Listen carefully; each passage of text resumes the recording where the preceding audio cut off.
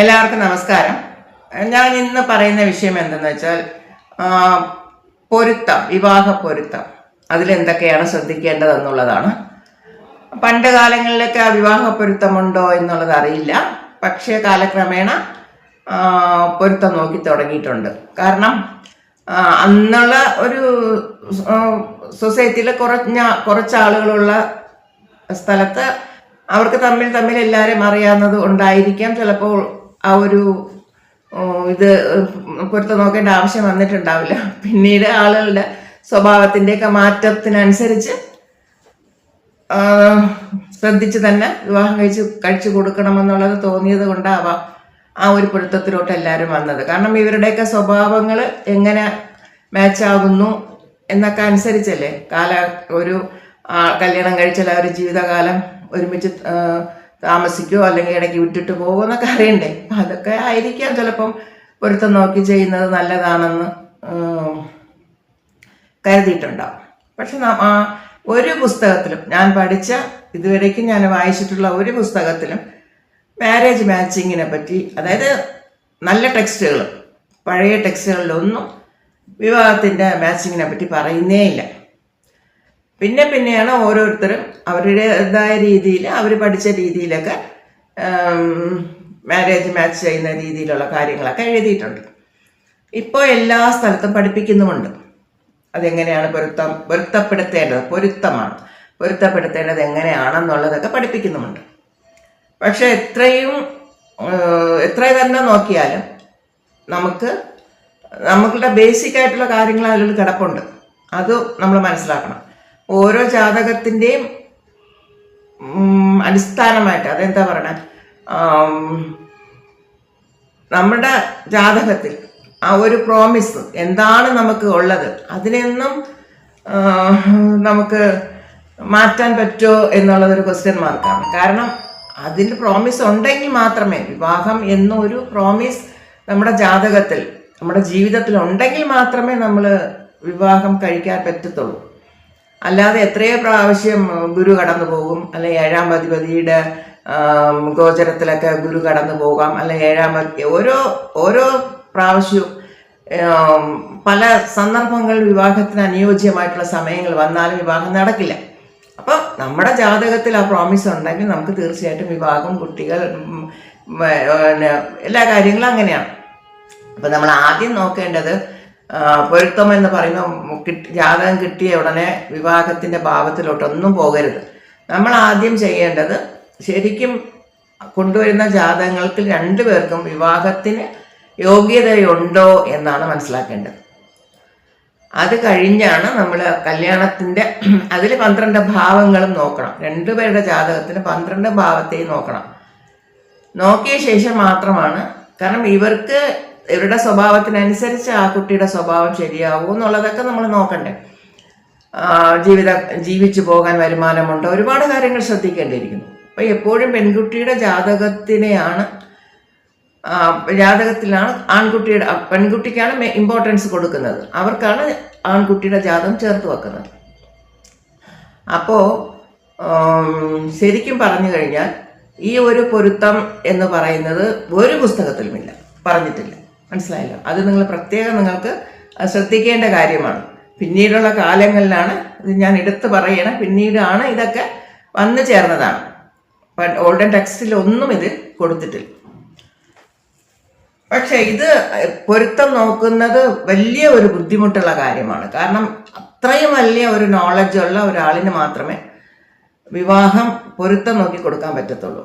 അതിൽ ഒരുപാട് ഘടകങ്ങളുണ്ട്. വെറുതെ ഓരോ ഗ്രഹങ്ങളുടെ ശനിയും സൂര്യനെയും ചൊവ്വയും രാഹു കേതുക്കളെന്നും വെച്ചുകൊണ്ടുള്ളതല്ല. അതിനേക്കാളും ഉള്ളിൽ ഒരുപാട് കാര്യങ്ങൾ പൊതുവെ കിടപ്പുണ്ട്. അപ്പം അതൊക്കെ മനസ്സിലാക്കിയാലേ നമ്മൾ ഈ സൂര്യനും ചൊവ്വയും ഇതൊക്കെ രണ്ടാമത്തെ ഘടകങ്ങളായിട്ടേ വരുള്ളൂ. അതിനുള്ളിൽ തന്നെ നമ്മൾക്ക് ജാതകത്തിൽ ആ പ്രോമിസ് ഉണ്ടോ എന്നുള്ളത് ബേസിക്കായിട്ട് നമുക്ക് മനസ്സിലാക്കാൻ കഴിയണം. അപ്പോൾ ആ ജാതകത്തിന് 12 ഭാവത്തെ നോക്കിയാൽ മാത്രമേ ഈ കുട്ടിക്ക് വിവാഹത്തിന് യോഗ്യതയുണ്ടോ, ഒരു വിവാഹം തന്നെ ലാസ്റ്റ് വരയ്ക്കും പോകുമോ, സെക്കൻഡ് മാരേജിന് ചാൻസ് ഉണ്ടോ, ചിലത് മൂന്നാമത്തെ മാരേജൊക്കെ പ്രശ്നങ്ങൾ വരും. അപ്പം അങ്ങനെയൊക്കെ ഉണ്ടോ എന്നുള്ളതൊക്കെ ആദ്യം ക്ലിയർ ആക്കിയ ശേഷം മാത്രമാണ് പൊരുത്തം എന്നുള്ളത് നോക്കാൻ പാടുള്ളൂ. പിന്നെയാണ് നമ്മൾ പൊരുത്തത്തിൻ്റെ വഴികളിലോട്ട് എടുക്കണം. ആദ്യം ജാതകം കിട്ടിയ ഉടനെ പൊരുത്തത്തിന് വന്നാൽ പോലും ആ പൊരുത്തത്തിന് രണ്ട് ജാതകങ്ങളെ പൊരുത്തത്തിന് വേണ്ടി മാത്രം എടുക്കരുത്. ആദ്യമേ അവരുടെ ജാതകങ്ങൾ രണ്ടും നമ്മൾ മനസ്സിലാക്കണം. അപ്പോൾ ഒരാളിൻ്റെ ജാതകത്തിൽ മനസ്സിലാക്കുമ്പോൾ ഇങ്ങനെയുള്ള ഒരാളാണ് വേണ്ടതെന്ന് അറിയുമ്പോൾ ആ ജാതകങ്ങൾ വരുമ്പോൾ മാത്രം ചേർത്താൽ മതി. ഇപ്പം നമ്മുടെ കയ്യിലൊരു ജാതകം വന്ന ഉടനെ അവർ കൊണ്ടുവന്ന ജാതകത്തിന് ചേർത്ത് കൊടുക്കണമെന്ന് ഒരു കണ്ടീഷനും ഇല്ല. ഒരു തരത്തിൽ ഒരു പൊരുത്തപ്പെടാത്ത ജാതകമാണ് ഏത് വലിയ ആൾക്കാരാവട്ടെ, ഏത് കൊമ്പത്തിരിക്കുന്നവരാവട്ടെ, ജാതകത്തിൽ സത്യസന്ധമായിട്ട് നമ്മൾ ഒരു ആസ്ട്രോളജർ ആണെങ്കിൽ തീർച്ചയായിട്ടും അവിടെ നമ്മൾ അവരെ തിരിച്ച് പറഞ്ഞയക്കുക തന്നെ വേണം. നമുക്ക് പറ്റില്ല, ഇവിടെ പറ്റില്ല, ഇത് ചേർക്കാനും പറ്റില്ല എന്നുള്ളത് പറയാനുള്ള ഒരു ധൈര്യം ഉണ്ടാവണം. കാരണം ആ ജാതകത്തിന് നമ്മൾ അവർ പറയുന്നതനുസരിച്ചൊന്നും ചേർത്ത് കൊടുക്കാനേ പാടില്ല. അതാണ് അതിൻ്റെ ഒരു ശരിയായ രീതി. നമ്മൾ അതിനെ ഒഴിവാക്കുക, നമുക്ക് പറ്റില്ല എന്ന് പറയുക. കാരണം എപ്പോഴും വിവാഹ സമയമൊക്കെ ഉണ്ടായിരിക്കാം, അതൊക്കെ പലതും കടന്നു പോകും. പക്ഷെ ഇവർക്ക് അത് അനുയോജ്യമായ സമയം കുറച്ച് ഡിലേ ആയിരിക്കും. അല്ലെങ്കിൽ ഒരുപാട് കുറ്റങ്ങളും കുറവുള്ള ഒരാളിനെയായിരിക്കും ഇവർക്ക് ചേർക്കേണ്ടത്. ഇവർ വിചാരിച്ച ഡിമാൻഡിനനുസരിച്ചൊന്നും കിട്ടില്ല. അപ്പം അങ്ങനെയൊക്കെ ആവുമ്പോഴത്തേക്കും അവർ കൊണ്ടുവരുന്ന ജാതകത്തിനെ ചേർക്കാൻ പറ്റില്ല, അവരുടെ ലൈഫ് നീണ്ടുപോകില്ല. അപ്പം അങ്ങനെയൊക്കെ നമ്മുടെ ജാതകത്തിൻ്റെ മൊത്തം 12 ഭാവങ്ങളെ മനസ്സിലാക്കുമ്പോഴാണ് അത് ശരിക്കും മനസ്സിലാക്കുന്നത്. അപ്പം നമ്മൾ എന്ത് ചെയ്യണമെന്ന് വെച്ചാൽ ആദ്യം തന്നെ ആ ജാതകത്തിൽ എന്താണെന്നുള്ളത് മനസ്സിലാക്കണം. രണ്ടാമത്തേതാണ് മാച്ചിങ് നമ്മൾ നോക്കേണ്ടത്. അതിന് നിങ്ങൾക്ക് ഇഷ്ടമുള്ള ചാർജ് വാങ്ങാം. നല്ല രീതിയിൽ അസ്ട്രോളജി പഠിച്ച ഒരു പണ്ഡിതനാണെങ്കിൽ അവർക്ക് വിവാഹ പൊരുത്തത്തിനോ വിവാഹ ജാതകം നോക്കുന്നതിനൊക്കെ അവർ ചോദിക്കുന്ന റേറ്റ് തന്നെയാണ്. അവിടെ ഒരു ഇതുമില്ല. അങ്ങനെ നമ്മൾ കറക്റ്റായി പറഞ്ഞു കൊടുക്കാൻ അതെന്ത് ബുദ്ധിമുട്ടായിരിക്കും അത്രയും പഠിച്ചിട്ടുള്ളതല്ലേ. അപ്പം അതുകൊണ്ട് അതൊരു ഫീസൊന്നും ഒരു കണക്കിൽ എടുക്കാനേ പാടില്ല. നമ്മൾ എത്രയോ കാര്യങ്ങൾക്ക് നമ്മൾ ചിലവാക്കുന്നു കാശ്. പക്ഷെ ഇതിന് ജ്യോതിഷം എന്ന് പറയുമ്പോൾ എല്ലാവർക്കും അതൊരു എന്താ പറഞ്ഞ ഒരു നല്ല ഒരു ഇതിൽ വിചാരിക്കുന്നില്ല. പക്ഷേ ജ്യോതിഷത്തിൽ അറിയാൻ പറ്റുന്ന ഒരു ആസ്ട്രോളജർക്ക് സകലതും കണ്ടുപിടിക്കാൻ പറ്റും എന്നുള്ളതാണ്. അതുകൊണ്ട് നമ്മൾ എപ്പോഴും ജ്യോതിഷത്തിൻ്റെ അടുത്ത് ജ്യോതിഷം എന്ന് പറഞ്ഞ് നമ്മൾ പോകുമ്പോൾ അതിൻ്റേതായ ഫീസൊക്കെ കൊടുത്ത് തന്നെ നിങ്ങൾ നോക്കണം. അത് പ്രത്യേകം ഞാൻ പറയുകയാണ്. കാരണം ഒരുപാട് ആളുകൾക്ക് ഫ്രീ ആയിട്ടുള്ളതാണ് അവർ ചോദിക്കുന്നത്. എനിക്ക് ഒരുപാട് വരുന്നുണ്ട്, മെസ്സേജും ഫോൺ കാൾസൊക്കെ വരുന്നുണ്ട്. അതുകൊണ്ട് ഞാൻ പറയുകയാണ്, ഫീസ് കൊടുക്കാതെ നിങ്ങൾ എവിടെയും ഒരു ജ്യോതിഷൻ്റെ അടുത്തും പോകരുത്. കാരണം അവർ ഫ്രീ ആയിട്ട് പറഞ്ഞു തന്നാലും ഇവരത് നല്ല രീതിയിൽ എടുക്കില്ല. അങ്ങനെ പറഞ്ഞു കൊടുത്താൽ ഫ്രീ ആയിട്ട് കിട്ടുന്ന ഒരു ഉപദേശവും ആരും അധികം വില കൊടുക്കില്ല. അതൊന്ന് മനസ്സിലാക്കണം. അപ്പോൾ ആദ്യം നമ്മൾ ഒരു ലഗ്നം നമുക്ക് അറിയാമല്ലോ. നമുക്കിപ്പോൾ ഒരു കുട്ടി ജനിച്ച സമയത്തിനനുസരിച്ച് നമ്മൾ ലഗ്നം കണക്കാക്കുന്നു. അത് കഴിഞ്ഞ് അതിൻ്റെ 12 ലഗ്നം തൊട്ട് 12 ഭാവങ്ങളെ നമ്മൾ നോക്കുന്നു. എന്തിനാണ് നമ്മൾ ഈ 12 ഭാവങ്ങളെ നോക്കുന്നു എന്ന് പറഞ്ഞാൽ നമുക്ക് കുറച്ച് ഘടകങ്ങൾ കൊടുത്തിട്ടുണ്ട്. ഇപ്പം വിവാഹം എന്ന് പറയുമ്പോൾ ഒരു ലഗ്നം എന്നിട്ടുള്ളൂ. ഇത് 2ാം ഭാവം, അതുപോലെ 7ാം ഭാവം. ഇതാണ് മെയിനായിട്ട് നമ്മൾ ഒരു വിവാഹ പൊരുത്തത്തിലേക്ക് നമ്മൾ പോകുമ്പോൾ 2ാം ഭാവം നോക്കും. 2ാം ഭാവം എങ്ങനെ ഇരിക്കുന്നു, അടുത്ത 7ാം ഭാവം എങ്ങനെ ഇരിക്കുന്നു. ഇത് മെയിനായിട്ടുള്ളത്. ബാക്കിയൊക്കെ സൈഡിൽ നോക്കണം. ഇത് രണ്ടും പ്രത്യേകം ശ്രദ്ധിക്കും. കുടുംബസ്ഥാനവും കളത്ത സ്ഥാനവും ഇത് രണ്ടും നല്ല രീതിയിലാണോ എന്നുള്ളത് ഫസ്റ്റ് ചെക്ക് ചെയ്യും. മറ്റ് ഭാവങ്ങൾ ആദ്യം അത് പരിശോധിക്കണം. അല്ലാതെ നമ്മൾ വിവാഹ പൊരുത്തം എന്ന് പറഞ്ഞെടുക്കുമ്പോൾ ഇത് രണ്ടാണ് നമ്മൾ ശ്രദ്ധിക്കേണ്ടത്.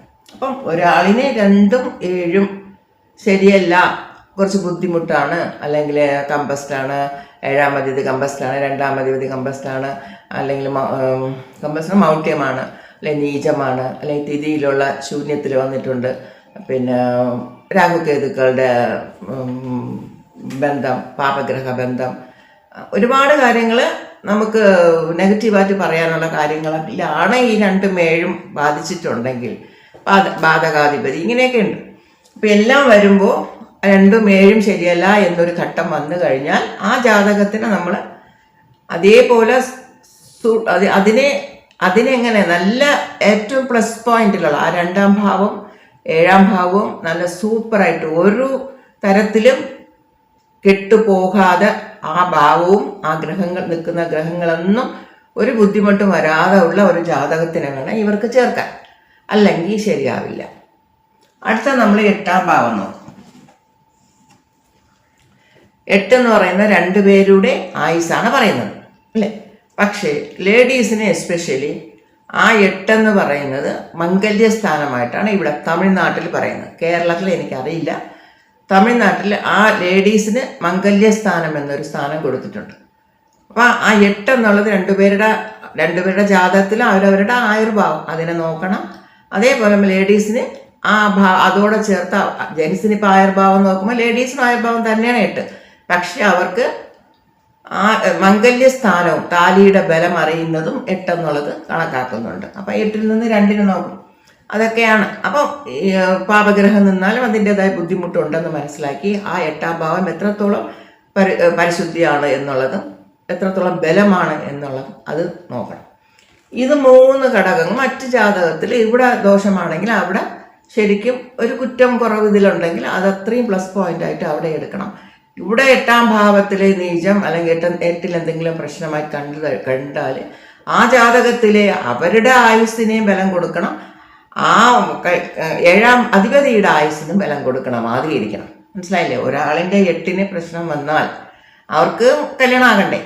അപ്പം അങ്ങനെ ജാതകത്തിൽ പ്രോമിസ് ഉണ്ട് വിവാഹത്തിന്. അപ്പം അങ്ങനെ വരുമ്പോൾ ആ 8ാം ഭാവം ഒരു പ്രശ്നമായിട്ട് വരുന്നു ഒരു ജാതകത്തിൽ, പെൺകുട്ടിയുടെ ജാതകത്തിൽ വന്നുവെങ്കിൽ ആൺകുട്ടിയുടെ ആയുസിൻ്റെ 8ാം ഭാവവും ശരിയായിരിക്കണം, 7ാം ഭാവത്തിൻ്റെ 8ാം ഭാവം അല്ലെങ്കിൽ 7ാം അധിപതിയുടെ 8ാം ഭാവം അതും ശരിയാണ്. 2-8 അവിടെ കറക്റ്റായിട്ടുള്ള ആളിനെ വേണം എന്ത് ചേർക്കാൻ.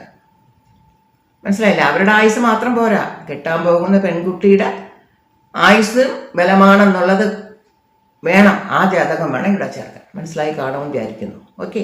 ഇവിടെ 8ന് മോശം കണ്ടാൽ അവിടുത്തെ 8ഉം ബലമായിരിക്കണം, വരാൻ പോകുന്ന വൈഫിൻ്റെ 8ഉം ശരിയായിരിക്കണം.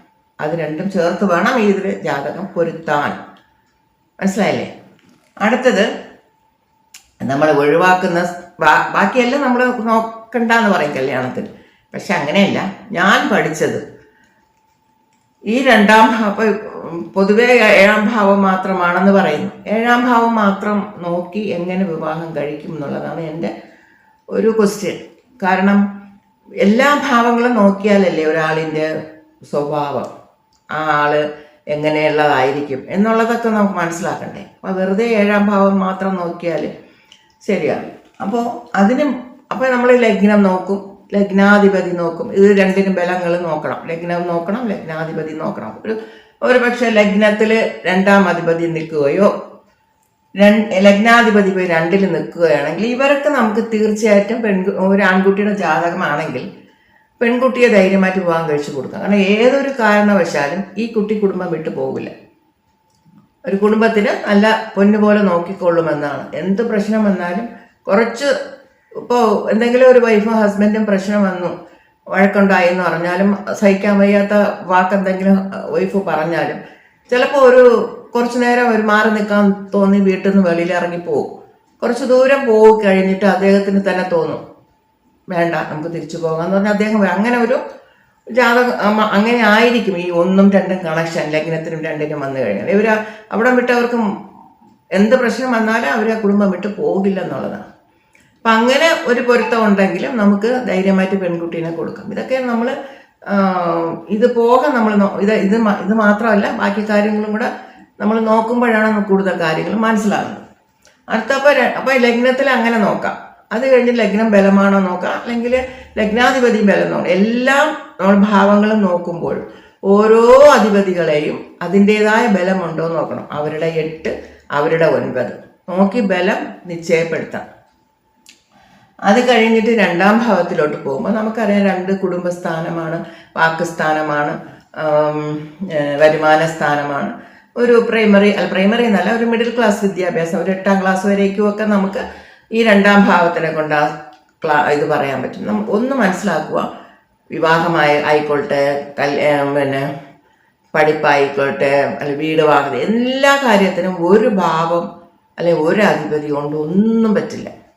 കാരണം ഇതെല്ലാം അങ്ങനെ കണക്റ്റഡ് ആയിട്ട് കിടക്കുകയാണ്. അപ്പം അതുകൊണ്ട് ഓരോ കാര്യത്തിനും 2ഉം 3ഉം ഭാവാധിപതികളും ഭാവങ്ങളും ഒക്കെ അത് ഗ്രഹങ്ങളും ഒക്കെ ചേർന്നാണ് നമ്മളൊരു കാര്യം തന്നെ തീരുമാനിക്കുന്നത്.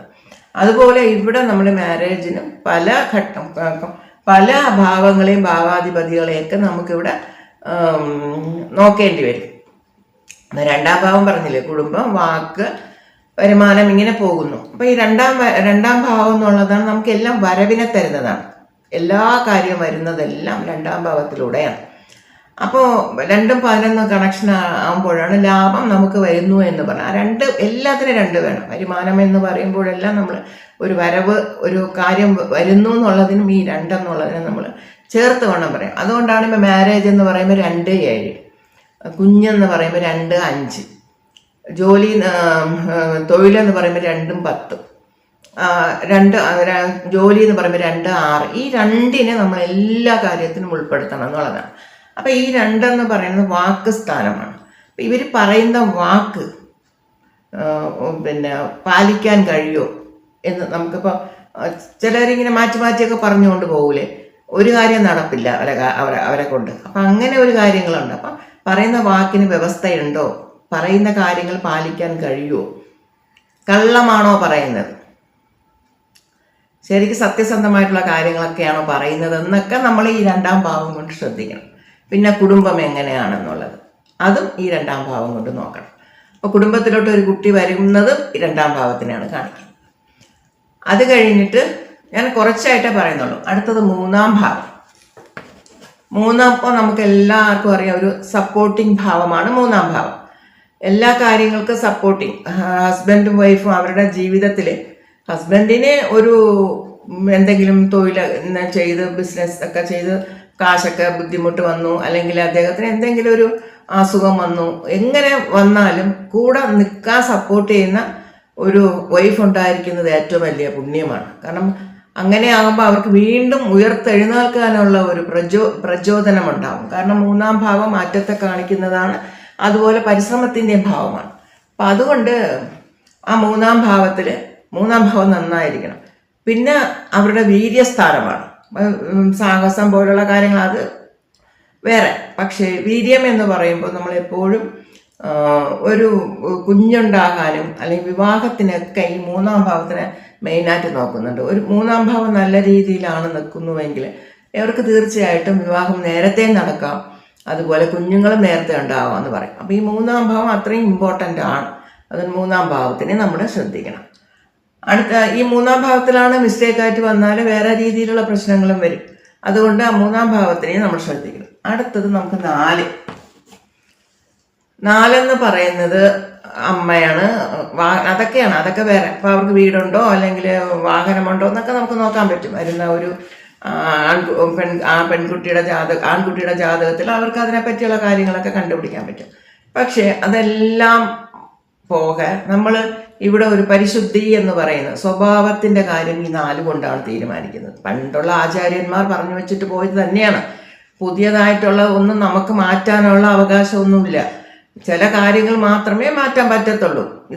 ഇതൊക്കെ അതിനകത്തുള്ളതാണ്. ഒരാളിനെ കല്യാണത്തിന് നോക്കുമ്പോൾ ആ കുട്ടിയുടെ സ്വഭാവം എങ്ങനെയെന്ന് മനസ്സിലാകണ്ടേ, ആ കുട്ടി എങ്ങനെയുള്ളതാണെന്നുള്ളത്, അവരുടെ സ്വഭാവം നല്ലതാണോ എന്നൊക്കെ നമ്മൾ നോക്കുന്നതിന് ബന്ധുമിത്രാദികളുണ്ടോ ഒക്കെ നമ്മൾ നോക്കുന്നത് ഈ 4ാം ഭാവമാണ്. പെൺകുട്ടി ആയിരുന്നാലും പരിശുദ്ധി നോക്കണം, ആൺകുട്ടി ആയിരുന്നാലും നോക്കണം. കാരണം അത് ചില കാര്യങ്ങളിൽ നമുക്ക് ഒരു മാരേജ് വരയ്ക്കും പെൺകുട്ടികൾക്ക് പാരൻസിൻ്റെ ഡ്യൂട്ടിയാണ് ആ കുട്ടി എങ്ങനെയാണെന്നുള്ളത്. അത് കഴിഞ്ഞ് അത് ഹസ്ബൻഡിൻ്റെ അടുത്ത് വരുമ്പോൾ അതുവരേക്കുള്ള കാര്യങ്ങൾ വിട്ടേക്കുക. പിന്നെ വരുമ്പോൾ ഹസ്ബൻഡിൻ്റെ അടുത്ത് കല്യാണം കഴിഞ്ഞ ശേഷം അവിടെ നല്ല രീതിയിൽ ജീവിച്ചു പോകുന്ന രീതി, നല്ല സ്വഭാവ ശുദ്ധിയോടുകൂടി പോകുന്നതാണ് നോക്കേണ്ടത്. അപ്പം ഈ 4ാം ഭാവം 2 പേരുടെയും, കാരണം ഈ ആൺകുട്ടിയുടെ കൂട്ടുകെട്ട് അല്ലെങ്കിൽ അവർ ഇന്നത്തെ കാലത്ത് ഉപയോഗിക്കുന്ന ലഹരി വസ്തുക്കൾ, ഇങ്ങനെയുള്ള എല്ലാ കാര്യങ്ങളും ഒക്കെ എങ്ങനെയാണ് നോക്കുന്നതിനൊക്കെ ഈ 4ാം ഭാവം കൊണ്ട് നമുക്ക് നോക്കാൻ പറ്റും.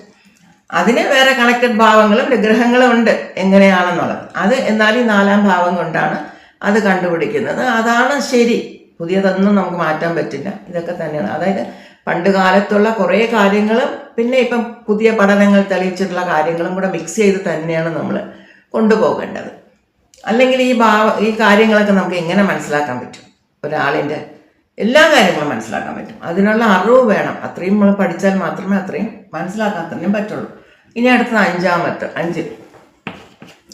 അഞ്ചെന്ന് പറയുമ്പോൾ നമുക്കറിയാം, ആദ്യം നമ്മൾ പോയി കുഞ്ഞുങ്ങളെയാണ് പറയുന്നത് അല്ലെ. 5 പിന്നെ പൂർവികം, പിന്നെ നമ്മളുടെ മുത്തശ്ശൻ്റെ അവരുടെ നമ്മുടെ പൂർവികം എന്ന് പറയുമ്പോൾ നമ്മുടെ തലമുറകളായിട്ട് അവരെങ്ങനെ ആയിരുന്നു, അവരുടെ സ്ഥിതി എങ്ങനെയായിരുന്നു, നല്ല രീതിയിലായിരുന്നു, അല്ല ദാരിദ്ര്യത്തിലൊക്കെ ആയിരുന്നു എന്നൊക്കെ ഉള്ളതൊക്കെ പറയുന്നതാണ് ഈ 5-ാം ഭാവം.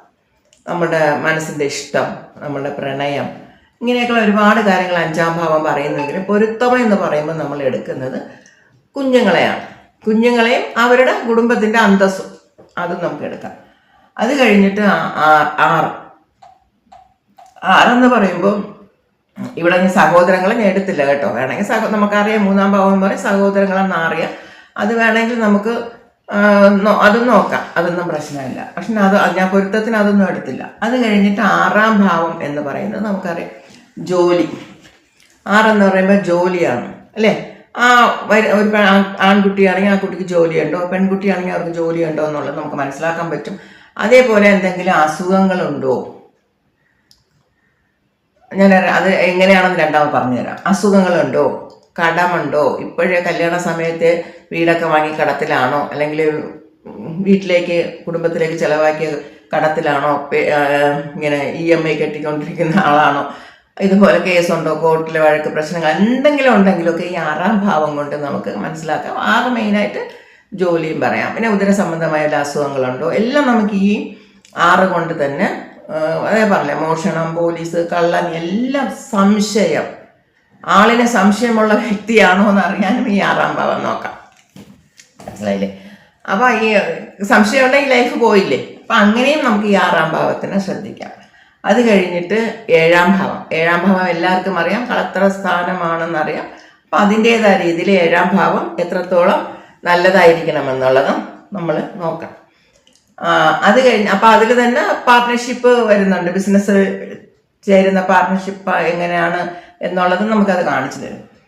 അപ്പം ഇത് തന്നെയാണ് ലൈഫ് പാർട്ട്ണറും ശരി ബിസിനസ് പാർട്ട്ണറും എല്ലാം 7-ാം ഭാവം കൊണ്ട് നമുക്ക് തീരുമാനിക്കാം. അടുത്തത് 8-ആണ്. 8 എന്ന് പറയുമ്പോൾ ആ ജാതകൻ്റെ ആയുസ് തന്നെയാണ് പറയുന്നത്. അതേസമയം ഹസ്ബൻഡിൻ്റെ ഫാമിലിയാണ് കുടുംബം. 7-ന്റെ 2 കുടുംബം.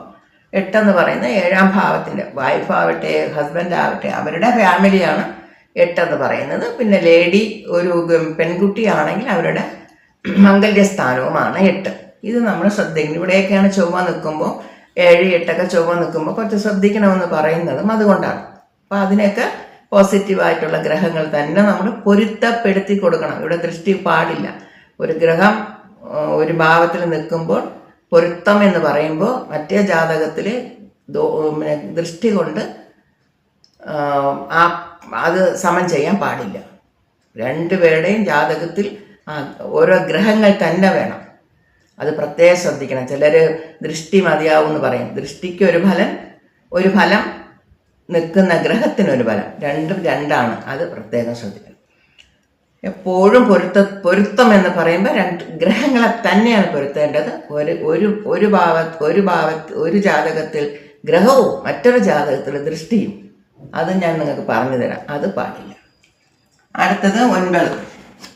എല്ലാവർക്കും അറിയാം പിന്നെ പിതാവിൻ്റെ സ്ഥാനമാണെന്ന്. പക്ഷേ ഒരു ജാതകത്തിൽ നമ്മൾ കുഞ്ഞിൻ്റെ കാര്യം നോക്കുമ്പോൾ ഇവർക്ക് കുഞ്ഞ് ജനിക്കുമോ, നല്ല രീതിയിൽ ജനിക്കുമോ, പുത്രലാഭമാണോ, പുത്രശോകമാണോ, പുത്രദുഃഖമാണോ, ഒരുപാട് കാര്യങ്ങൾ. പുത്രത്തിൻ്റെ 5-ാം ഭാവത്തിൽ തന്നെ പലതും പറയുന്നുണ്ട്. പുത്രലാഭമാണോ, പുത്രശോകമാണോ, പുത്രദുഃഖമാണോ, മനസ്സിലായില്ലേ?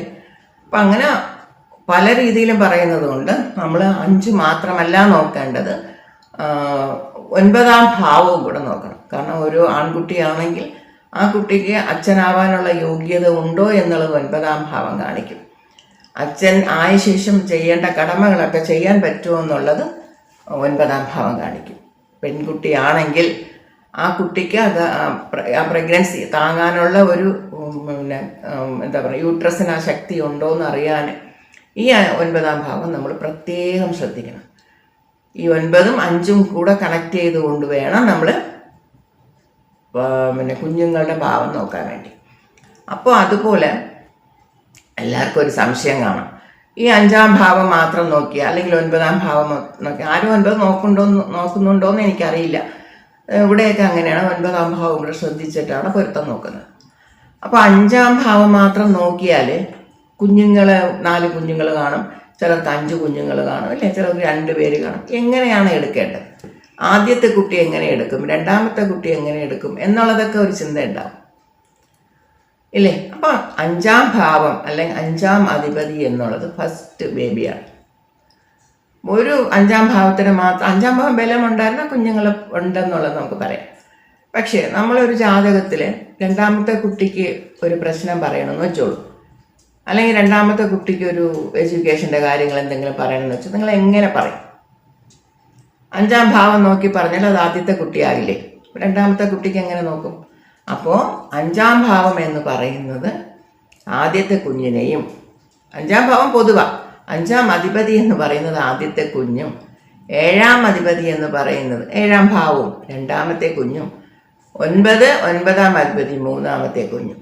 അപ്പോൾ പിന്നെ 4-ാമത്തെ കുഞ്ഞാണെങ്കിൽ 11-ാം ഭാവം, 5-ാമത്തെ കുട്ടിയാണെങ്കിൽ ലഗ്നത്തിലോട്ട് വരണം. പണ്ട് കാലത്ത് 10 മക്കളൊക്കെ ഉണ്ടായിട്ടുണ്ട്, അല്ലേ? 10, 12, 8 ഇങ്ങനെയാണ്. ഒരുപാട് സഹോദരങ്ങളുടെ ഇടയിലൊക്കെ ഒരുപാട് പേർക്ക് വളരാനുള്ള ഭാഗ്യമൊക്കെ ഉണ്ടായിട്ടുണ്ട്. അപ്പം അങ്ങനെ വരുമ്പോൾ ഇതുപോലെ ഒന്നിടവിട്ട് ഇങ്ങനെ പോയിക്കൊണ്ടിരിക്കും. അങ്ങനെയാണ് നമ്മൾ കണക്കാക്കേണ്ടത്. അല്ലാതെ നമുക്കിപ്പോൾ 7-ാം അധിപതി ലഗ്നത്തിൽ നിൽക്കും. ഒന്ന് നിങ്ങൾ ശ്രദ്ധിച്ചോളൂ, 7-ാം അധിപതി ലഗ്നത്തിൽ നിൽക്കും. ഒരു ചാർട്ട് വരച്ചോളൂ. 7-ാം അധിപതി ലഗ്നത്തിൽ നിൽക്കുന്നു. നിങ്ങൾ ആ 7-ാം അധിപതിയെ വൈഫായിട്ട് എടുക്കണം, ചില സമയങ്ങളിൽ 2-ാമത്തെ കുട്ടിയായിട്ടും എടുക്കണം. എങ്ങനെ എടുക്കും? ഇപ്പോൾ ഗുരു ബന്ധപ്പെട്ട് വരികയാണെങ്കിൽ കുട്ടിയായിട്ട് എടുക്കണം, ശുക്രൻ ബന്ധപ്പെട്ട് വരികയാണെങ്കിൽ വൈഫായിട്ട് എടുക്കണം. അപ്പോൾ ഇതുപോലെ നമ്മൾ അത് കണക്ട് ചെയ്ത് കൊണ്ടുപോകണം. അപ്പോൾ ഈ 7-ാം അധിപതി ലഗ്നത്തിൽ നിൽക്കുമ്പോൾ നിങ്ങൾക്ക് തീർച്ചയായിട്ടും കുട്ടികളുണ്ടല്ലോ. നമുക്കിപ്പോൾ ഒരു കുട്ടി, ആദ്യത്തെ കുട്ടി ഒരു അബോഷനായിട്ടാകുമ്പോൾ ആരെങ്കിലും ജാതകം കൊണ്ട് വരികയാണ്, അവർക്കൊരു പേടി തോന്നിയിരിക്കും, കുഞ്ഞിങ്ങനെ ഇതായിപ്പോയി എന്തെന്നുള്ള രീതിയിൽ വരികയാണെങ്കിൽ നമുക്ക് നോക്കിയാൽ അറിയാം 7-ാം അധിപതി നല്ലതായി നിൽക്കുന്നുണ്ട്, നല്ലതായിട്ടുണ്ട്, തീർച്ചയായിട്ടും നിങ്ങൾക്ക് 2-ാമത്തെ കുഞ്ഞുണ്ടെന്ന് നമുക്ക് പറയാൻ പറ്റും. അപ്പം അങ്ങനെയാണ് ഈ കുഞ്ഞുങ്ങളുടെ വ്യത്യാസം മനസ്സിലാക്കുന്നത്. അത് നിങ്ങൾ ഇതൊക്കെ ഒന്ന് ജാതകത്തിലൊന്ന് ശ്രദ്ധിച്ച് നോക്കിയാൽ മതി. അപ്പം ഞാൻ പറഞ്ഞത് കൊണ്ടല്ല, ഇതുപോലെ ആണോ എന്നുള്ളതൊക്കെ ഒന്ന് ശ്രദ്ധിച്ച് നോക്കണം. അപ്പോൾ കുഞ്ഞുങ്ങളുടെ കാര്യങ്ങൾ വരുമ്പോൾ ഗുരുവുമായിട്ട് കണക്ട് ചെയ്ത് വന്നാൽ അത് ആ 7-ാം അധിപതി കുഞ്ഞിനെയാണ് കുറിക്കുന്നതെന്നും 2-ാമത്തെ കുഞ്ഞിനെ കുറിക്കുന്നുവെന്നും, ശുക്രനുമായിട്ട് ബന്ധപ്പെട്ട് വരണമെങ്കിൽ അത് വൈഫായിട്ട് കുറിക്കുന്നുവെന്നും എടുക്കണം. അല്ലാതെ അത് വൈഫായിട്ട് മാത്രം എടുക്കാൻ പാടില്ല. അവിടെ ഏത് ആരാണെന്നുള്ളത് ശരിക്കും മനസ്സിലാക്കണം. അടുത്തത് 10. പിന്നെ അച്ഛൻ്റെ സ്ഥാനം ഒരുപാട് കാര്യങ്ങളുണ്ട്, ഞാൻ അതിലോട്ടൊന്നും പോകുന്നില്ല.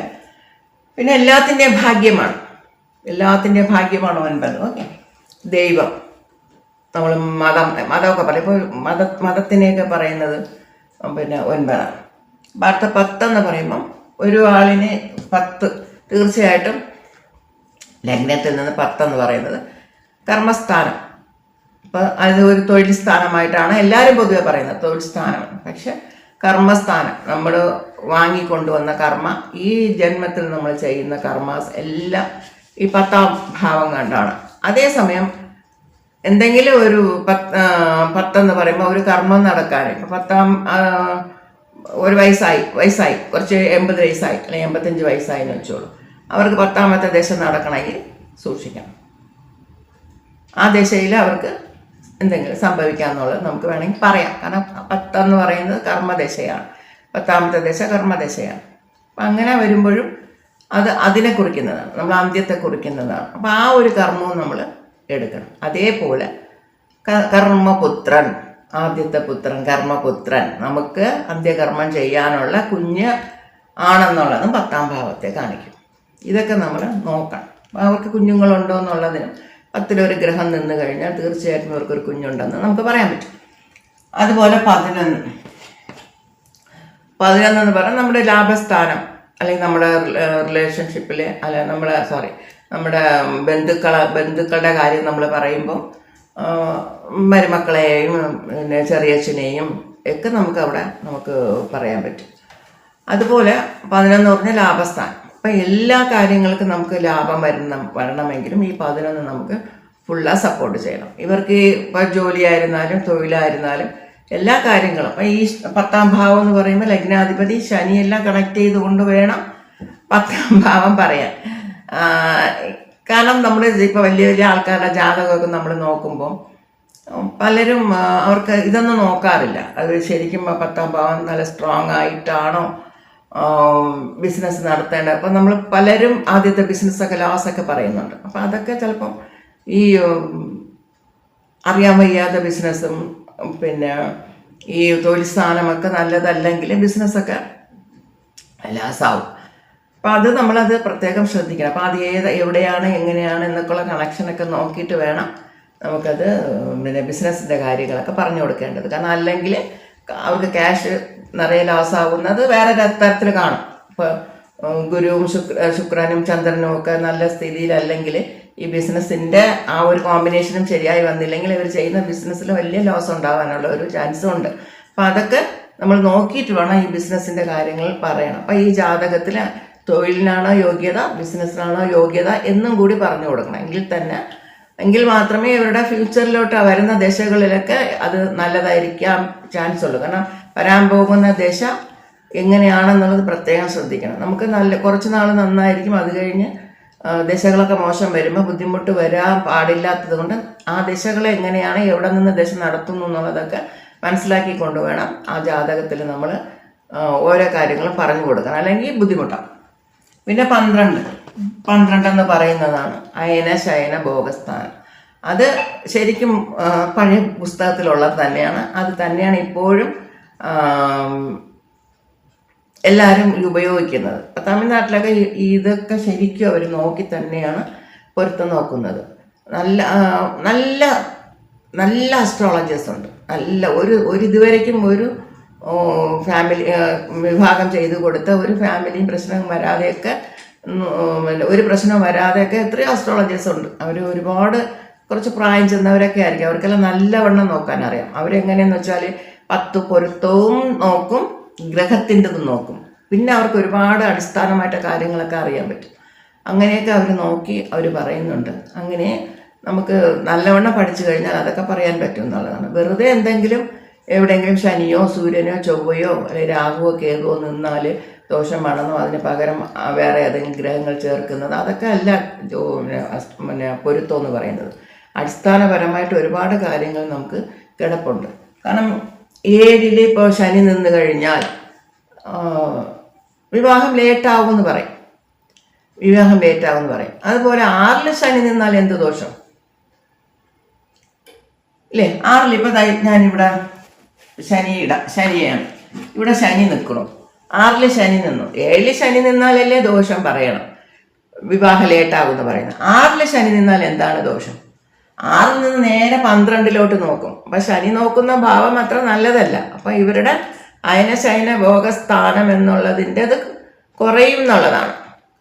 അപ്പം ഇതൊക്കെ അടിസ്ഥാനമായിട്ട് കാണും. നമുക്ക് അറിയില്ല, അതൊന്നും നോക്കാൻ അറിയില്ലെങ്കിൽ ഇതൊന്നും ശ്രദ്ധിക്കില്ല. മാരേജ് ലേറ്റാകുന്നു എന്ന് പറയും. അപ്പം ശനി ഇവിടെ നോക്കിയാൽ ബുദ്ധിമുട്ടാണ്, ഈ ഭാവത്തിന് ഇല്ലാതാക്കുകയാണ്. അപ്പം നമ്മൾ അത് നോക്കണം. അത് വെറും 7 മാത്രം നിന്ന് കഴിഞ്ഞാൽ ദോഷം, വേറെ എവിടെ നിന്നാലും കുഴപ്പമില്ല എന്ന് പറയും.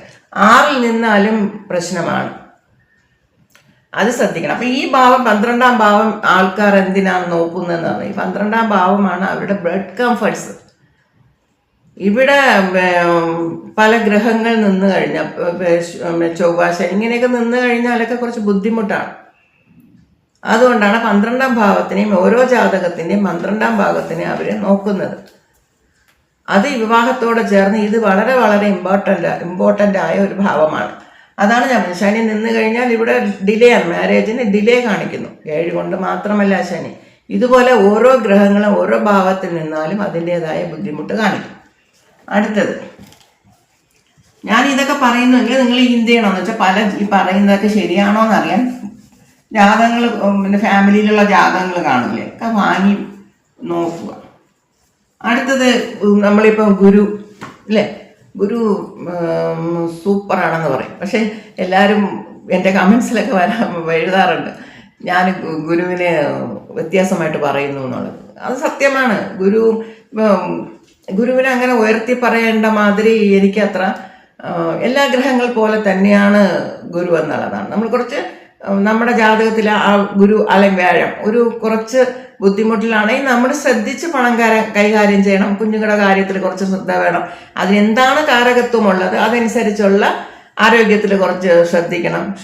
ഷുഗർ അല്ലെങ്കിൽ ബ്രെയിനിൽ എന്താ ഫാറ്റിൻ്റെ ആ ഒരു ഇത്, ഇങ്ങനെ എന്തെങ്കിലുമൊക്കെ ബ്രെയിനുമായിട്ടൊക്കെ ബന്ധപ്പെട്ട അസുഖം ഇങ്ങനെയൊക്കെ വരാതിരിക്കാൻ വേണ്ടി നമ്മൾ അതനുസരിച്ചുള്ള ജീവിതം മുന്നോട്ട് കൊണ്ടുപോകാനുള്ളതാണ് ശ്രദ്ധിക്കേണ്ടത്. അല്ലാതെ ഗുരുവിന് വിരോധമൊന്നും ഉള്ളതല്ല എനിക്ക് കേട്ടോ. അതാണ് എല്ലാ ഗ്രഹങ്ങൾക്കും ഒരുപോലെയാണ്. ശനി ഏറ്റവും നല്ലതാണ്, പക്ഷെ ശനിയെ പറ്റിയുള്ള നല്ല ഒരു അഭിപ്രായം എവിടെയുമില്ല. പക്ഷെ ശനി നോക്കുന്ന ഭാവത്തിന് ഒരു ഭിന്നത കൊടുക്കും, അതും ഉള്ളത് തന്നെയാണ്. പക്ഷെ ശനിയെപ്പോലെ ഇപ്പോൾ ഞാൻ പറയുന്നില്ലേ, കർമ്മ 10ാം ഭാവം ശനി ലഗ്നത്തിൽ നിന്നാൽ നിങ്ങൾ ഒരു 90% ആൾക്കാരോട് ചോദിച്ചു നോക്കൂ, അവർക്ക് ആദ്യം ആൺകുട്ടിയായിരിക്കും. അപ്പം എങ്ങനെയാണ് ശനി 10ൽ നോക്കുന്നു? നല്ല പദവിയായിരിക്കും, നല്ല ഉച്ച പദവിയായിരിക്കും. ഒരാൺകുട്ടി 90% ജാതകത്തിൽ ഞാൻ കണ്ടിട്ടുണ്ട് ആൺകുട്ടി ഉണ്ടാവും അവർക്ക്. അപ്പം അതെങ്ങനെയാണ് തരുന്നത്? ശനി നോക്കുന്ന ഭാഗത്തിനൊക്കെ എടുക്കണ്ടേ? ഇല്ലല്ലോ. ആൺകുട്ടിയെ തരുന്നുണ്ട്. എല്ലാവർക്കും ആൺകുട്ടിയോടാണ് ഇഷ്ടം. ആൺകുട്ടിയെ തരുന്നുണ്ട്, നല്ല പദവി തരുന്നുണ്ട്. അപ്പം അതെങ്ങനെയാണ്? അപ്പം അതുകൊണ്ട് എല്ലാ ഗ്രഹങ്ങളും ഒരുപോലെ തന്നെ അവരുടേതായ കാരകത്വങ്ങൾക്കനുസരിച്ച് നിൽക്കുന്ന ഭാവത്തിനനുസരിച്ച് നിൽക്കുന്ന നക്ഷത്രത്തിൻ്റെ ഇതിനനുസരിച്ച് നമുക്ക് ഫലം തരുന്നു എന്ന് മാത്രം എടുത്താൽ മതി. അവിടെ ആരോടും ഒരു പാർഷ്യാലിറ്റിൻ്റെ ആവശ്യമില്ല. രാഹു എങ്ങനെയാണോ, ഗുരു എങ്ങനെയാണോ, ശനി എങ്ങനെയാണോ, എല്ലാം അവരവരുടെ കാരകത്വങ്ങൾ അനുസരിച്ച് ഏത് ഭാവത്തിൽ നിൽക്കുന്നു, ഏത് നക്ഷത്ര കാലിൽ നിൽക്കുന്നു, അത് ഏത് ഗ്രഹങ്ങൾ നോക്കുന്നു, എല്ലാം മനസ്സിലാക്കിയിട്ട് നമുക്ക് ഫലങ്ങൾ പറയുമ്പോൾ കറക്റ്റായി. പിന്നെ അപ്പം ഞാൻ ഈ ഗുരുവിനെ പറ്റി പറയാം. ഗുരു 7 നിൽക്കുന്നു എന്ന് വെച്ചോളൂ. ഗുരു 7 നിൽക്കുമ്പോൾ എല്ലാവരും പറയും, ഈ ലഗ്നത്തിൻ്റെ 7 ഗുരു നിൽക്കുന്നു ഏറ്റവും നല്ലതാണ് അല്ലേ. ഗുരു നോക്കുന്നുണ്ട്, ലഗ്നത്തിനെ നോക്കുന്നുണ്ട്, 7 ഗുരു നിൽക്കുന്നു, നല്ലതാണെന്ന് പറയും. പക്ഷേ അവരുടെ ജീവിതത്തിൽ അവർക്ക് വലിയ പ്രശ്നങ്ങളായിരിക്കും. കുറച്ച് ഒരു 6-7 വർഷം അല്ലെങ്കിൽ ഒരു 10 വർഷം വരയ്ക്കും പരസ്പരം അഡ്ജസ്റ്റ്മെൻ്റ് ഇല്ലാതെ ഒരാൾ പറയുന്നത് ഒരാൾക്ക് ഇഷ്ടമില്ല, മറ്റൊരാളിനെ ഇവരുടെ അഭിപ്രായം എടുക്കില്ല, ഇവരെന്ത് പ്രതീക്ഷിക്കുന്നു അതുപോലെ വരുന്ന പാർട്ട്ണർ ആയിരിക്കില്ല. ചിലപ്പോൾ വരുന്ന കുട്ടി ആചാരം അനുഷ്ഠാനമൊക്കെ ഉള്ള ഒരു അമ്പലവാസി കുട്ടിയായിരിക്കും ചിലപ്പോൾ. അപ്പം ഇവർക്ക് എന്തൊക്കെയാണ് ആഗ്രഹം, ജാതകൻ എന്തൊക്കെയാണ് ആഗ്രഹം, വരുന്ന ആൾ അത്രയും അതിൻ്റെ ഒരു കോപ്പറേഷൻ ഉണ്ടായിരിക്കില്ല. അപ്പം അങ്ങനെയൊക്കെ നമ്മൾ എടുക്കുമ്പോൾ കുറച്ച് കാലം ഇവർക്കൊരു അഡ്ജസ്റ്റ് ചെയ്ത് വരാനേ കുറച്ച് കാലം എടുക്കും. അത് കഴിഞ്ഞ് മാത്രമാണ് ചിലപ്പോൾ 1-2 കുട്ടികളും അതിനിടയ്ക്കാകും. അതിനുശേഷം ചിലപ്പം അത് ആ മാരേജ് പരസ്പരം ഒരു വിട്ടുകൊടുക്കുക, ആരെങ്കിലും ഒരാൾ താഴ്ന്നു കൊടുത്ത് പോകുന്ന ഒരവസ്ഥയും കണ്ടുവരുന്നുണ്ട്. അപ്പം നമ്മൾ ഗുരുവിന് നല്ലതാണെന്ന് പറഞ്ഞ് എടുത്തു കഴിഞ്ഞാൽ ആദ്യത്തെ കുറച്ച് കാലം ബുദ്ധിമുട്ടാണെങ്കിൽ അവരെന്ത് ചെയ്യും? ഒരു പക്ഷേ പൊരുത്തപ്പെട്ടു പോകാൻ പറ്റിയില്ലെങ്കിൽ അവർ പിരിഞ്ഞും പോവാം. കാരണം രണ്ടാമത്തെ മാരേജിൻ്റെ ഒരു കാര്യം കൂടെ ജാതകത്തിൽ ആ പ്രോമിസും കൂടെ ഉണ്ടെങ്കിൽ ഇവർ ആദ്യത്തെ മാരേജ് പിരിഞ്ഞു പോകാം. നമ്മൾ ആരെ കുറ്റം പറയും? ഗുരു നിൽക്കുന്നതിന് ആരും കുറ്റം പറയില്ല, ഗുരു നല്ലതെന്നാ പറയും. അപ്പം ഇത് നമ്മൾ പ്രത്യേകം ശ്രദ്ധിക്കണം. അതുപോലെ 4ാം ഭാവത്തിൽ നിൽക്കുമ്പോൾ ഇപ്പം പൊതുവെ ഞാൻ പഠിച്ചിട്ടുള്ളത് ഗുരുവിന് കേന്ദ്രാധിപത്യ ദോഷമുണ്ടെന്ന് പഠിച്ചിട്ടുണ്ട്. അത് ചിലർ അക്സെപ്റ്റ് ചെയ്യില്ല. പക്ഷെ ഞങ്ങൾ പഠിച്ചത് കേന്ദ്രാധിപത്യ ദോഷം. കേന്ദ്രാധിപത്യ ദോഷം എന്ന് പറഞ്ഞാൽ ഈ പൊതുവെ ഈ കേന്ദ്രങ്ങളിൽ ഗുരുവിൻ്റെ സ്ഥാനമേ ഇതിലാണ്, കോർണറിലാണ് അല്ലേ മെയിനായിട്ടുള്ളത്. പക്ഷെ ഞാൻ പറയുന്നത് ഇത് ലഗ്നം എടുത്തോളൂ. ഈ ലഗ്നത്തിൻ്റെ 4ലെ ഗുരു നിന്നാലും ഇത് കേന്ദ്രാധിപത്യ ദോഷമായിട്ട് തന്നെ എടുക്കും. 4, 7, 10 ഇവിടെ നിന്നാലും ഇതിനെ ഒരു കേന്ദ്രാധിപത്യ ദോഷമായിട്ട് തന്നെ എടുക്കും. പക്ഷെ ആദ്യത്തെ കേന്ദ്രം എന്ന് പറയുന്നത് 4ആണ്. അപ്പം ഈ 4ൽ ഗുരു നിന്നാലും ബുദ്ധിമുട്ടാണ്. വിവാഹ ജീവിതത്തിൽ കുറച്ച് ബുദ്ധിമുട്ടാണ്. ഒന്നുകിൽ ഹസ്ബൻഡ് ആൻഡ് വൈഫ് ചേർന്നിരിക്കില്ല, അവർ ദൂരദേശം 2 പേരും 2 സ്ഥലത്തായിരിക്കും. ഇങ്ങനെയൊക്കെയുള്ള പ്രശ്നം ഇവർ തമ്മിൽ 7നെക്കാളും നമുക്ക് 7നെ കുറച്ച് കാലങ്ങൾ ചിലപ്പോൾ അഡ്ജസ്റ്റ് ചെയ്ത് ജീവിച്ചാൽ ശരിയാവും എന്ന് പറയാം. 4 എന്ന് പറയുമ്പോൾ കുറച്ച് ബുദ്ധിമുട്ടാണ്. അപ്പം ഇങ്ങനെ നമ്മൾ ഓരോ കാര്യങ്ങളും നമ്മൾ അതിന് അടിസ്ഥാനമായിട്ട് എന്തെങ്കിലും ഉണ്ടോ എന്നുള്ളത് നോക്കണം. അതുമാത്രമല്ല ഗുരു ചന്ദ്രൻ ഗുരു ചന്ദ്രൻ നിന്ന് കഴിഞ്ഞാൽ ഏറ്റവും നല്ലതെന്നാണ് പറയുന്നത് ജാതകത്തിൽ, അല്ലേ? ഗുരുചന്ദ്രനോട് ചന്ദ്രയോഗം എന്നൊക്കെ പറയുന്നുണ്ട്. ഗുരുചന്ദ്രയോഗമൊന്നുമല്ല. കാരണം ഗുരുവിനും ചന്ദ്രൻ തമ്മിൽ ഒരു സ്റ്റോറി ഉണ്ട്. അപ്പം അതുകൊണ്ട് ആ ചന്ദ്രനോടൊപ്പം ഗുരു നിൽക്കുമ്പോൾ ഗുരു വീക്കാവുകയാണ്. അപ്പം ഗുരുവിനവിടെ ബലം കുറയുകയാണ്. അപ്പം ഈ ചന്ദ്രനും ഗുരുവും നിൽക്കുന്ന ജാതകത്തിൽ വിവാഹത്തിന് ബുദ്ധിമുട്ടാവാം, ചിലപ്പോൾ ഒരു കുഞ്ഞ് കഴിഞ്ഞ ശേഷം ബുദ്ധിമുട്ടാകാം, ഇവരെന്തിന് പിരിഞ്ഞു എന്ന് പോലും ചിലപ്പോൾ ഇവർക്ക് മനസ്സിലാവില്ല. അപ്പം അങ്ങനെയുള്ള ജാതകങ്ങളാണെങ്കിൽ അടുത്ത ജാതകത്തിൽ ഈ ചന്ദ്രനും ഗുരുവും ചേർന്ന് നിൽക്കുന്നത് കല്യാണം കഴിച്ച് കൊടുക്കും. അവരെ പൊരുത്തം ചെയ്യാൻ പാടില്ല. ഒരാളിന് അങ്ങനെയാണെങ്കിൽ മറ്റേ ആളുടെ ജാതകത്തിൽ ഗുരുവും ചന്ദ്രനും വേറെ വേറെ നിൽക്കുന്ന മാതിരി തന്നെ ചേർക്കണം. ഓക്കെ. അപ്പം ഇതുപോലെ നമ്മൾക്ക് മറ്റു കാര്യങ്ങളല്ലാതെ അടിസ്ഥാനമായിട്ട് ഇങ്ങനെയുള്ള കാര്യങ്ങളൊക്കെ കിടപ്പുണ്ട്. പിന്നെ 7 സൂര്യൻ. 7 സൂര്യൻ എന്താ പറഞ്ഞ, അതായത് എവിടെയും ഞാനെന്ന ഭാവം, അല്ലെങ്കിൽ ഞാൻ ചെയ്യുന്നതാണ് എല്ലാ കാര്യങ്ങളും പെർഫെക്റ്റ്, എന്നെപ്പോലെ ആർക്കും ചെയ്യാൻ പറ്റില്ല,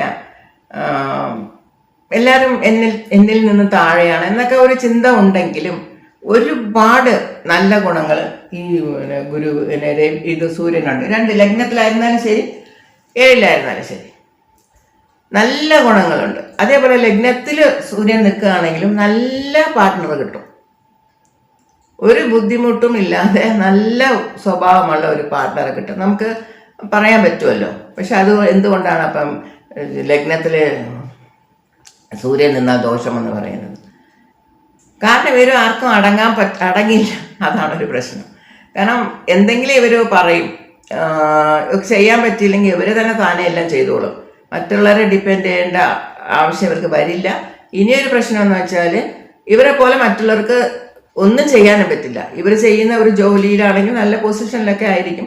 ഇവർ പ്രതീക്ഷിക്കുന്ന അത്രയും മറ്റുള്ളവരും ചെയ്യണമെന്ന് പ്രതീക്ഷിക്കും, പക്ഷേ പറ്റില്ല. അപ്പം അതുകൊണ്ടാണ് ജാതകം ചേർക്കുമ്പോൾ സൂര്യൻ ലഗ്നത്തിലോ 7 നിൽക്കുകയാണെങ്കിൽ അതനുസരിച്ചുള്ള സൂര്യനെ മറ്റു ജാതകത്തിൽ ചേർക്കണം എന്ന് പറയുന്നത്. പക്ഷേ അതുകൊണ്ട് സൂര്യൻ വീക്കായ ഒരു ജാതകത്തിനെ ചേർക്കരുത്. കാരണം എല്ലാ ജാതകത്തിലും സൂര്യനും ചന്ദ്രനും ഒക്കെ ബലമായിരിക്കണം. അപ്പം ഇവരുടെ തെറ്റിദ്ധാരണ എങ്ങനെ അപ്പം ഒരു നീചമായിട്ടുള്ള സൂര്യനെയോ പാപഗ്രഹങ്ങളോടോ നിൽക്കുന്ന സൂര്യൻ അങ്ങനെയൊക്കെയാണ് ചേർക്കാനൊന്നും പാടില്ല.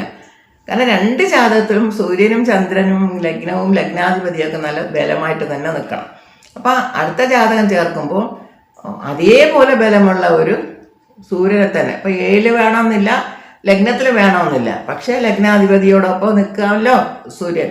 അല്ലെങ്കിൽ നല്ല ഒരു രാഹു കേതുക്കളൊന്നും ഇല്ലാതെ ഗ്രഹണ ദോഷമൊന്നും ഇല്ലാതെ നിൽക്കാമല്ലോ സൂര്യൻ. അങ്ങനെയൊക്കെയുള്ള സൂര്യനെ വേണം ഇവർക്ക് ചേർക്കാൻ. മനസ്സിലായില്ലേ?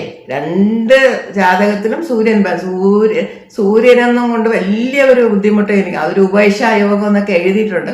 പക്ഷെ അങ്ങനെയല്ല, നമ്മൾ ചേർക്കുമ്പോൾ നല്ല ബലമുള്ള ഒരു സൂര്യനെ തന്നെ നമ്മൾ ചേർത്ത് കൊടുക്കും. അത്രയേ ഉള്ളൂ. 7-ലും അതേപോലെ ലഗ്നത്തിൽ നിൽക്കണമെന്നില്ല. പക്ഷെ അല്ലാതെ മറ്റുള്ള ഭാവങ്ങളിൽ നിൽക്കുമ്പോൾ ആ സൂര്യന് കുറച്ച് ബലം വേണം. അത് പ്രത്യേകം ശ്രദ്ധിക്കണം. വീക്കായിട്ടുള്ള സൂര്യനൊന്നും ചേർത്ത് വെക്കാൻ. അടുത്തത് ചൊവ്വ. ലഗ്നത്തിൽ ചൊവ്വ, 7-ലെ ചൊവ്വ.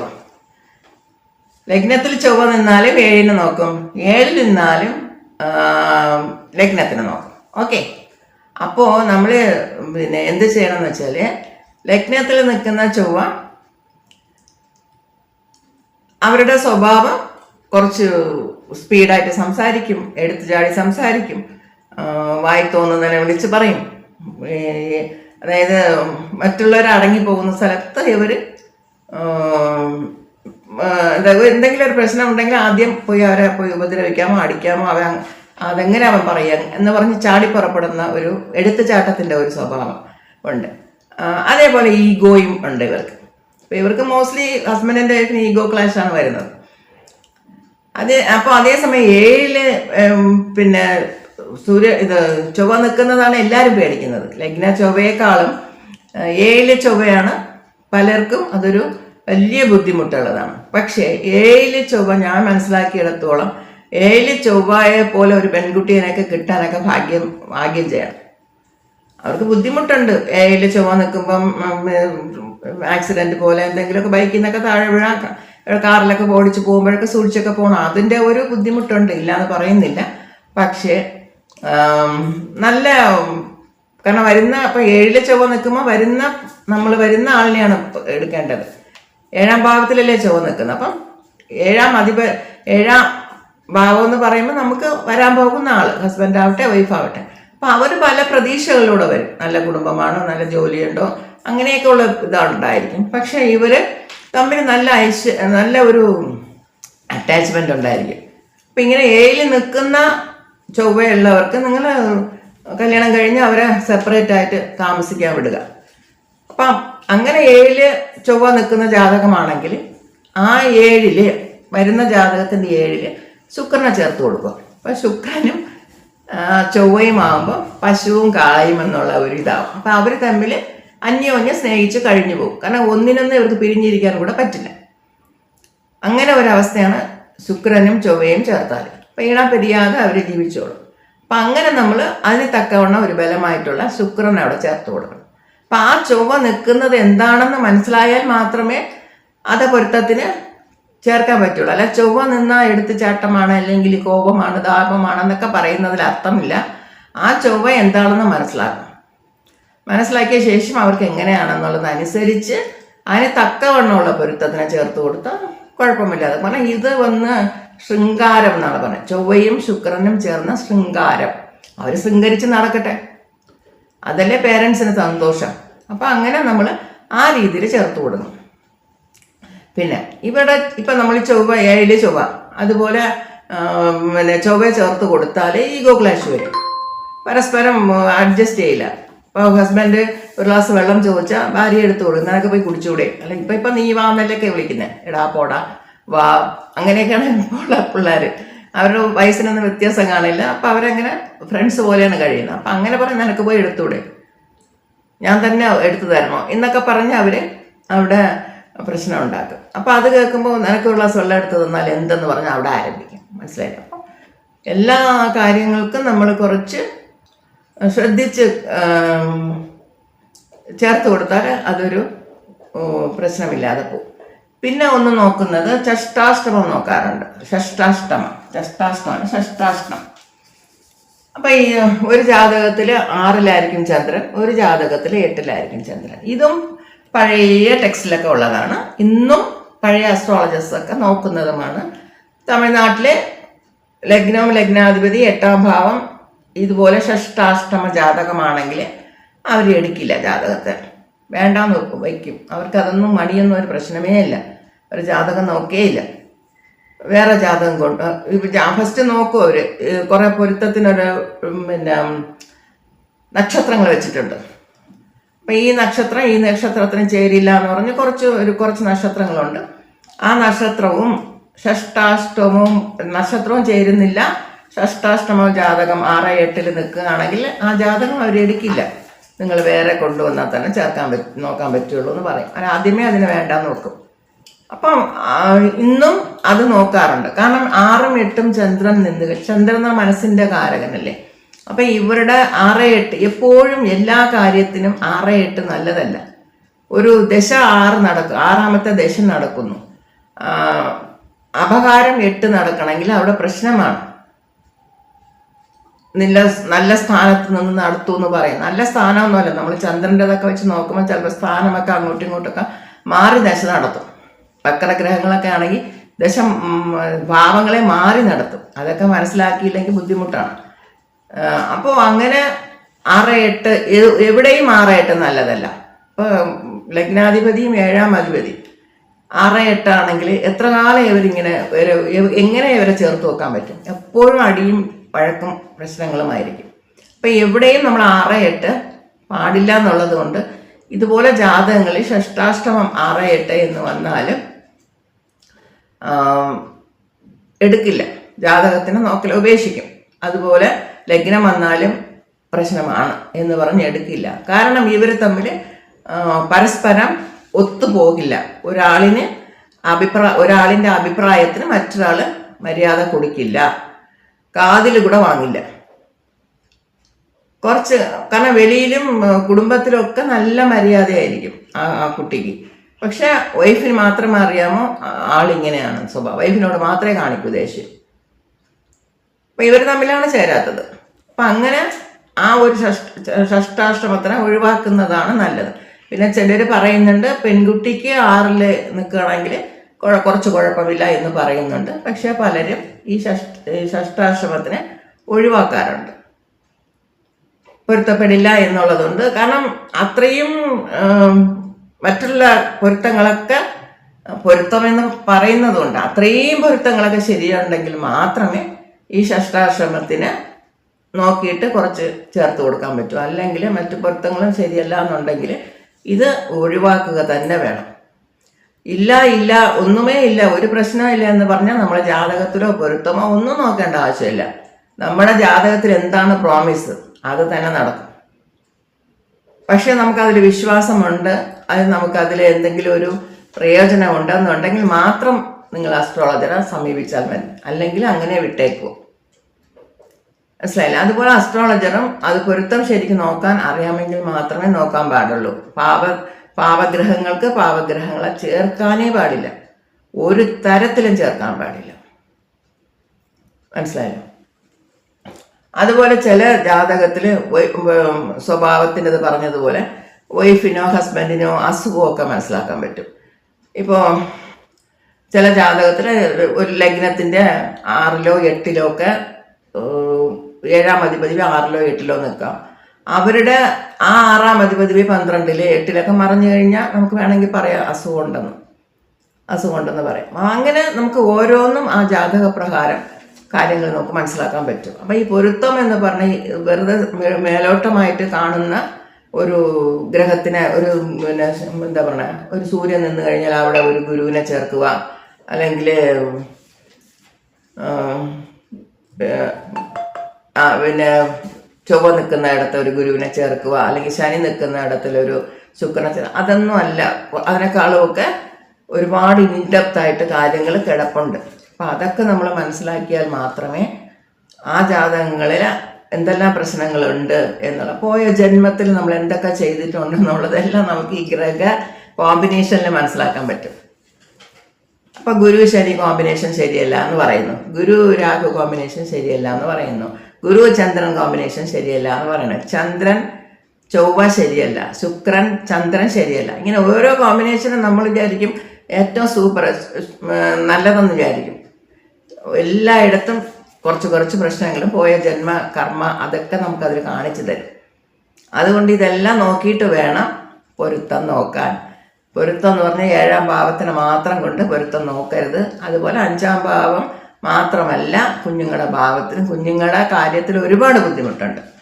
അബോർഷൻ ആവുന്നതുകൊണ്ട്, കുഞ്ഞുങ്ങൾ നഷ്ടപ്പെടുന്നതുകൊണ്ട്, ജീവിതകാലം ഫുള്ള കുഞ്ഞുങ്ങളെ വെച്ച് വേദന അനുഭവിക്കുന്നവരുണ്ട്.